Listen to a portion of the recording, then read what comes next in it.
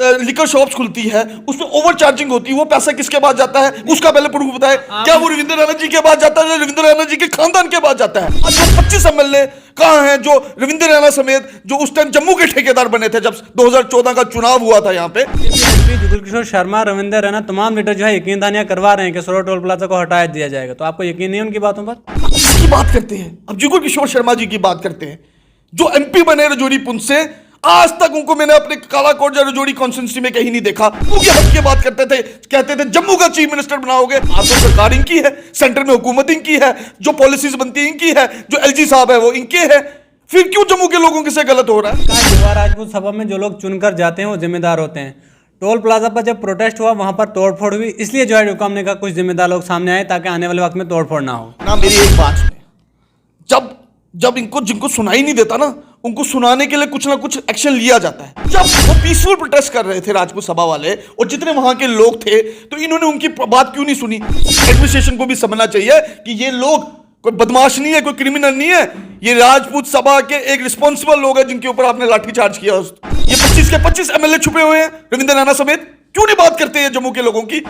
जम्मू में इस वक्त एक मुद्दा जो है काफी गरमाया हुआ। मैं आपको बता दूं कि सरोवर टोल प्लाजा को लेकर पिछले कुछ दिनों से लगातार एहतजाजी मुजाहरे चल रहे हैं। लगातार युवा राजपूत सभा ने एक पहल की थी कि सरोवर टोल प्लाजा को जो है हटाना है, क्योंकि आप जानते हैं सांबा डिस्ट्रिक्ट की अगर बात करें उस तरफ जो है सड़क की खस्ता हालत है, उसके बावजूद भी जो है वो टोल काटा जाता है। मेरे साथ नेशनल कॉन्फ्रेंस के स्पोक्सपर्सन यशुवर्धन सिंह जी हैं बातचीत करने के लिए। इनसे हम बातचीत करने की कोशिश करेंगे। सबसे पहले बहुत बहुत शुक्रिया वक्त देने के लिए। आपसे मैं सीधा सा सवाल जानना चाहूँगा।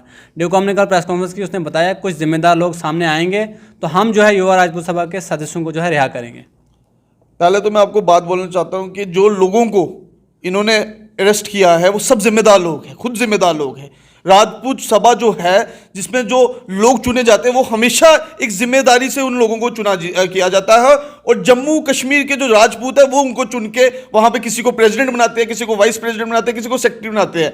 तो ये बयान देना डिपकॉम जी जो उन्होंने बयान दिया बिल्कुल बयान सही नहीं लगता, क्यों जिन लोगों को उन्होंने अंदर अरेस्ट किया वो जिम्मेदार लोग हैं।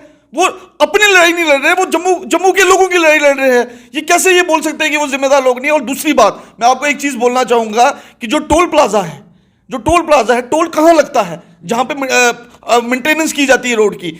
आप वहां से आगे जाके देखिए, वहां पुल गिर चुका हुआ है, रोड की कनेक्टिविटी नहीं है, आपको लखनपुर तक जाना होता है तो आपको 3-3.5 घंटे लगते हैं। ये मुझे बताए ना, ये इस चीज में आपने कुछ नहीं किया, बस पैसा कमाने का इनका है कि टोल लिए जाओ और जम्मू के लोगों को तंग किया जाए। मैं आपके माध्यम से एक सवाल पूछना चाहता हूं, एक छोटा सा सवाल जनता के थ्रू पूछना चाहता हूं। आज वो 25 एमएलए कहां हैं जो रविंद्र रैना समेत जो उस टाइम जम्मू के ठेकेदार बने थे जब 2014 का चुनाव हुआ था यहाँ पे, जो जम्मू के हक की बात करते थे, कहते थे जम्मू का चीफ मिनिस्टर बनाओगे। आप तो सरकार इनकी है, सेंटर में हुकूमत इनकी है, जो पॉलिसीज बनती है इनकी है, जो एलजी साहब है वो इनके है, फिर क्यों जम्मू के लोगों के से गलत हो रहा है? आपने कहा युवा राजपूत सभा में जो लोग चुनकर जाते हैं वो जिम्मेदार होते हैं। टोल प्लाजा पर जब प्रोटेस्ट हुआ वहां पर तोड़फोड़ हुई, इसलिए जो है ड्यूकॉम ने कहा कुछ जिम्मेदार लोग सामने आए ताकि आने वाले वक्त में तोड़फोड़ ना हो। जनाब मेरी एक बात सुने, जब इनको जिनको सुनाई नहीं देता ना, उनको सुनाने के लिए कुछ ना कुछ एक्शन लिया जाता है। जब वो पीसफुल प्रोटेस्ट कर रहे थे राजपूत सभा वाले और जितने वहां के लोग थे, तो इन्होंने उनकी बात क्यों नहीं सुनी? जब उन्होंने बोला कि आप टोल बंद कर दीजिए और इस मसले को सेंटर तक ले जाइए और वहां से देखते हैं क्या जवाब आता है, तो इन्होंने नहीं किया क्योंकि ये प्रेशर में है, ये भारतीय जनता पार्टी के प्रेशर में है। ये चाहते हैं कि जम्मू की आवाज को दबाया जाए, पर अब जम्मू का जो नौजवान है वो ना चुप रहेगा। आपने कल देखा होगा कि जम्मू कश्मीर नेशनल कॉन्फ्रेंस ने राजपूत सभा को पूरी सपोर्ट दी और आज जम्मू बंद को भी सपोर्ट दी। ठीक है, तो मैं अपने माध्यम से यही बोलना चाहता हूं, हम यहाँ के जम्मू के लोग और रजौरी पुंछ के लोग, हम राजपूत सभा के साथ है, हम अपने राजपूत भाइयों के साथ है, क्योंकि जो वो लड़ाई लड़ रहे हैं वो किसी इंडिविजुअल की लड़ाई नहीं है, ना ठाकुर यशुवर्धन सिंह की लड़ाई है, ना किसी मेरे और भाई की लड़ाई है। वो जो लड़ाई है वो जम्मू के लोगों की लड़ाई है। तो ये अच्छी लड़ाई लड़ रहे हैं और हम इनके साथ है। और मैं आपको एक चीज बार बार बोलना चाहूंगा, आज वो 25 लोग कहां छुपे हुए हैं? कहां 25 लोग हैं? आप क्यों नहीं सवाल पूछते उन लोगों से? वो तो कह रहे हैं हम टोल प्लाजा उखाड़ के फेंकवाएंगे बाहर। कौन कह रहा है? रविंद्र रैना कह रहे हैं। कहां बैठे हैं? कहां छुपे हुए? एसी दफ्तर में बैठ के बात होती है। मीटिंग की है उन्होंने। क्यों नहीं उन लोगों के बीच में गए? क्यों उन लोगों के बीच में नहीं गए? क्यों उन्होंने अपनी सपोर्ट को एक्सटेंड नहीं किया? इनकी कथनी और कथनी में बहुत फर्क है। ये कहते कुछ और है, करते कुछ और है। रविंद्र रैना जी दफ्तर में बैठ के बयान देते हैं, पर उन लोगों के साथ, राजपूत लोगों के साथ क्यों नहीं बैठते? उनमें कुछ लोग तो जो राजपूत सभा है, जो सभा है, हर सभा में लोग जो होते हैं एफिलेटेड होते हैं, किसी पार्टी से एफिलेटेड होते हैं। हो सकता है उनमें से भी कुछ लोग बीजेपी से एफिलेटेड हो, क्यों नहीं उनकी आपने सपोर्ट की इस मसले में? ये मसला रविंद्र रैना जी का तो नहीं है, ये जम्मू के लोगों का है, जम्मू के डोगरों की बात है। हमारे अभी तो मैंने सुनने में आया है कि ये अखनूर में भी टोल प्लाजा लगाने की बात चल रही है। हाँ, तो मैं आज आपके माध्यम से ये चीज बोल देना चाहूंगा कि रजौरी पुंछ के लोगों के पास इतना सरमाया नहीं है कि वो यहां से जम्मू आना हो तो वो टोल अखनूर में भी टोल दे पाए। ये तो पहली बात मैं आपको बताता हूं, हर चीज में करप्शन। आप मुझे आज बताएं, मैं आपके माध्यम से एक एलजी सवाल से सवाल पूछना चाहूंगा आपके माध्यम से, ओवर चार्जेस ऑफ लीकर कैसे चल रही है? ये पैसा कहां जाता है? ये जो यहां पे नौजवानों को रोजगार देना चाहिए, वहां एक्स्ट्रा लिकर शॉप्स आप खोल रहे हैं। 14 दुकानें खुली इस बार जम्मू में, उसकी जगह आप 200 बच्चों को आप एम्प्लॉयमेंट देते हैं। तो मैं भी बोलता एलजी साहब ने कोई अच्छा काम किया है। जो लिकर शॉप्स खुलती है उसमें ओवर चार्जिंग होती है, वो पैसा किसके पास जाता है? उसका पहले प्रूफ बताए। क्या वो रविंद्र रैना जी के पास जाता है? रविंद्र रैना जी के खानदान के पास जाता है? शायद आपको पता होगा रजौरी पुंछ में दुकानें किसके पास है आज की। आपने अभी कहा कि मतलब अगर एडमिनिस्ट्रेशन को कुछ सुनाना है तो तोड़फोड़ करना जरूरी है। गवर्नमेंट प्रॉपर्टी तोड़कर जो है आपको लगता है सुनवाई ज्यादा होगी? ड्यूकॉम का कल कहना था कि इससे जो है लॉ एंड ऑर्डर जो है वो खराब होता है। आप मेरे कहने, आप मेरी बात नहीं समझे। मैंने कहा सोए हुए लोगों को सुनाने के लिए शोर मचाना जरूरी है। तोड़ फोड़ के कोई फेवर नहीं है। जो गवर्नमेंट प्रॉपर्टी होती है वो हमारी प्रॉपर्टी है।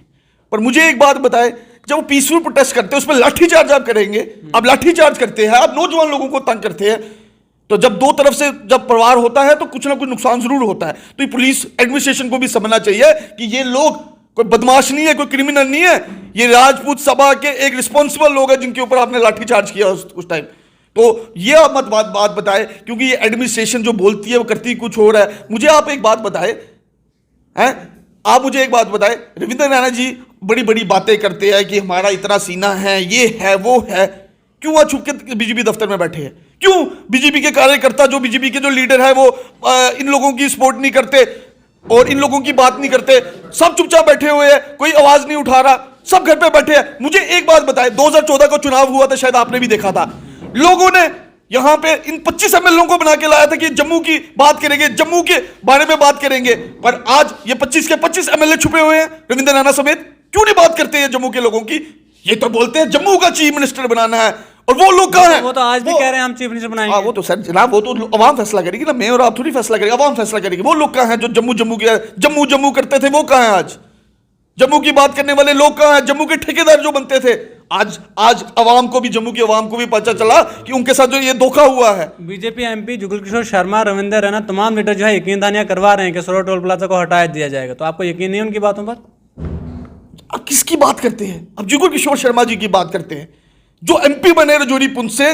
आज तक उनको मैंने अपने कालाकोट या रजौरी कॉन्स्टिट्यूंसी में कहीं नहीं देखा, कोई काम देते हुए नहीं देखा। वो बात करेंगे जम्मू के हक की। इलेक्शन के टाइम देखोगे, इलेक्शन के टाइम आ जाएंगे। इस बार तो मुझे लगता है टिकट मिलना भी मुश्किल है। वो तो इनकी पार्टी का फैसला है कि किसको वो आने वाले टाइम में चुनाव में उड़ाते हैं। पर मैं आपको बताना चाहता हूं, जो लोग पार्लियामेंट में बैठ के डेली वेजेस की बात नहीं कर पाए, कहां जुगल किशोर जी ने डेली वेजेस की बात की?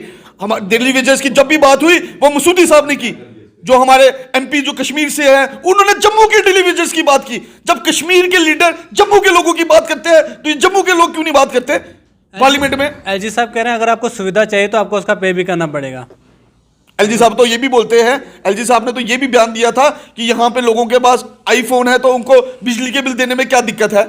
बोली थी ये बात। मुझे नहीं लगता 5% से ज्यादा लोगों के पास यहाँ पे आईफोन होगा। मुझे लगता है एलजी साहब अपने रिकॉर्ड को, उनको रिकॉर्ड शायद पता नहीं है, वो कौन सी बातें करते हैं, वो क्या बातें करते हैं, शायद उनको खुद ही नहीं पता चलता कि वो क्या बात करते हैं। आखिर में आपसे यही जानना चाहूंगा, आपको नहीं लगता है 5 अगस्त 2019 के बाद जम्मू कश्मीर बदल गया, नया जम्मू कश्मीर बना हुआ है? जनाब मैं तो एक बात बताऊंगा, पिछले दिनों मैंने एलजी साहब का बयान देखा था। एलजी साहब ने बोला था कम से कम ज्यादा नहीं तो जम्मू एरिया में बिजली की कमी नहीं होगी। अब म्युनिसिपैलिटी में जम्मू में देख लीजिए, यहाँ पूरा दिन लाइट बंद रहती है। उसके बाद आप ये स्मार्ट मीटर्स का आपने मसला डाल दिया। मुझे बताओ, चलो यहाँ जम्मू में तो चलो आपने बात की, पहले रजौरी पुंछ में तो बिजली भी नहीं है। रजौरी पुंछ में जो पहाड़ी इलाके है उत्थे बिजली भी नहीं पहुंचनी घर तक, वहां पे वो नहीं लगे हुए, आज तक पोल भी नहीं है किसी इलाके में, वहां भी बिजली के बिल काटे जा रहे हैं। 500 1000 रुपए गरीब बंदा कहां से देगा बिजली का बिल? मुझे आप ये बात बताया ना। स्मार्ट मीटर की तो आप बात करते हैं, स्मार्ट मीटर वहां लगता है जहां पे 100% बिजली हो। यहां कहां बिजली है? जम्मू में कहां बिजली है? रजौरी पुंछ में कहां बिजली है? तो आप गरीब, हाँ इन्होंने किया, बीजेपी वालों ने जम्मू के लोगों को तोहफा दे दिया स्मार्ट मीटर का नाम लेके, जम्मू के लोगों को एक तोहफा दिया अनएम्प्लॉयमेंट का नाम लेके, शराब की सेल ये इंक्रीज कर रहे हैं पर लोगों को रोजगार नहीं दिया। इनके पुराने एलजी बोलते थे 50,000 नौकरी देंगे, 50,000 नौकरी देंगे, कहां है वो 50,000 नौकरी? अब सत्यपाल मलिक साहब ने इनके खिलाफ बोलना शुरू किया, उनके खिलाफ ईडी लगा दी। जो इनके साथ चलता है वो ठीक है, जो इनके खिलाफ चलता है वो कालाधन। मुझे एक बात आपके छोटा मैं आप लोगों से पूछना चाहूंगा, जो भारतीय जनता पार्टी ना ज्वाइन करे है उसके खिलाफ वो लगा देते, पूरी निकालते हैं। अगर हिम्मत है ठाकुर यशोवर्धन सिंह पे भी लगाए, मेरे वालिद भी 12 साल एमएलए रहे, हमारा भी प्रॉपर्टी चेकअप करे, हमारा भी करप्शन, एक सिंगल रुपए की अगर करप्शन का आप हमारे पे लगाए, वरना आज हम भी बीजेपी में हमें भी बोला होता कि आपकी फाइल तैयार कर दो, क्योंकि हमने ईमानदारी से कालाकोट और रजौरी पुंछ के लोगों का काम किया है। ईमानदारी से हमने कॉन्स्टिट्यूंसी में, मेरे वालिद साहब 12 साल एमएलए रहे और 12 साल लोगों को उन्होंने काम किया कालाकोट कॉन्स्टिट्यूंसी में, लोगों की, गरीब लोगों की सेवा की। आज मेरे वहां पे 3 की 3 डीडीसी है, मेरी मदर डीडीसी है, मेरे चाचा रमेश्वर सिंह जी डीडीसी है, जो गरीब लोगों की वहां पे खिदमत करते हैं। मैं आपको एक बात बताना चाहूंगा, ये जो एक छोटी सी बात रविंद्र रैना जी की बताना चाहूंगा, जो ये बात करते हैं कि हम बड़े ईमानदार हैं, ये मकान कोठी कौन बना रहा है? पूछा कभी सवाल? कहां से बन रही है? ये तो कहते हैं मैं अपनी गवर्नमेंट क्वार्टर में रहते हैं। नहीं तो आप कोठी जाके देखो ना, अभी नहीं देखी, अभी जाओ पहुंचो आप। अब मैं आपको एड्रेस तो नहीं बताऊंगा, आप जाके देखे। जो उनके जो भाई है, जो बड़ा वहां दावा करते हैं नौशहरा से इलेक्शन लड़ने का, वो देखिए ना वो कौन कौन से काम करते हैं, कितने क्रशर है, कहाँ शराब का कहाँ काम चल रहा है, उनका भी काला धन देखे ना आप। खाली लोगों पे मगर गरीब लोगों के पीछे पड़े हैं, स्मार्ट मीटर लोगों पे लगाए। पहले अपने घर से तो देखिए कि आपके क्या किया है। आप रविंद्र रैना जी के साथ इंटरव्यू लेते हैं ना, जाइए ना दफ्तर में, आप भी पार्टी दफ्तर में डरते जाने से शायद, जाइए वहाँ जाके सवाल पूछिए कि जो कोठी बन रही है वो कैसे बन रही है। और ये तो कहते थे मैं अपने वैष्णो माता में अपनी सैलरी देता हूँ, कहाँ है सैलरी देते हैं? तो कैसे रोजगार चलाते हैं? कौन सा बिजनेस है इनका, कहां से चलता है?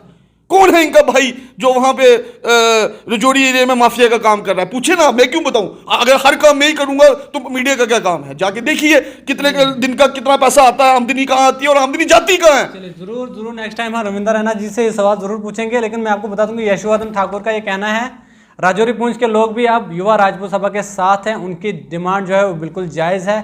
सरोवर टोल प्लाजा को जो है वहाँ से हटना चाहिए, क्योंकि लोग टोल उस जगह का देते हैं जहाँ पर उनको प्रॉपर तरीके से जो है सड़क मिले, रोड की कनेक्टिविटी सही हो। लेकिन अगर रोड नहीं है तो टोल किस बात का? बहरहाल आप लोगों की क्या कुछ राय है? आप लोग अपनी राय कमेंट बॉक्स में जरूर दीजिए।